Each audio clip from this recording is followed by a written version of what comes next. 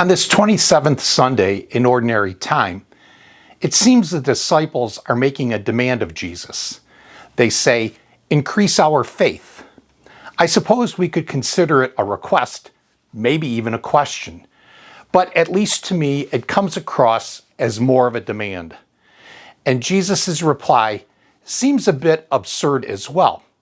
He says, "If you have the faith the size of a mustard seed, you would command the mulberry tree to be uprooted and plant itself in the sea." The references to trees here may be lost on us, but once we understand their root structure, it makes perfect sense.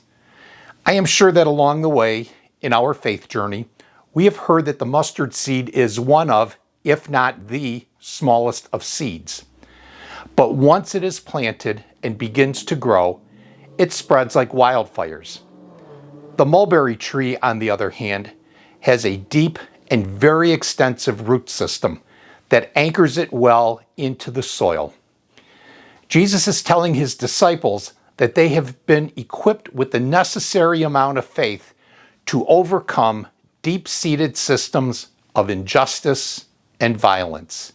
Using even that smallest speck of seed of faith allows us to battle and be successful against injustice.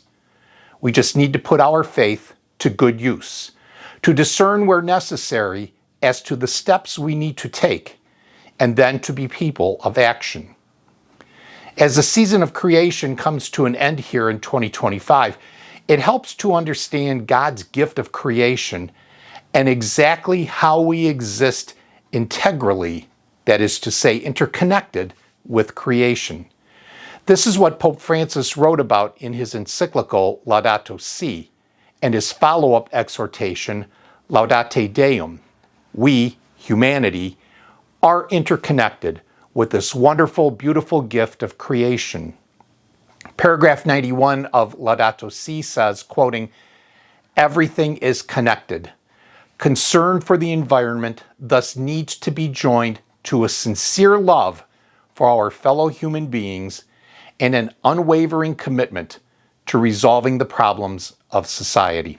End quote. With the change in the calendar, we are now into October and we celebrate Respect Life Month. This week, in particular, the church here in Cleveland, through the Office of Human Life, again reminds us that all life, from conception to natural death, is important and is to be celebrated. We remain committed to protecting the most vulnerable in our society, the unborn, and continue our work to end abortion.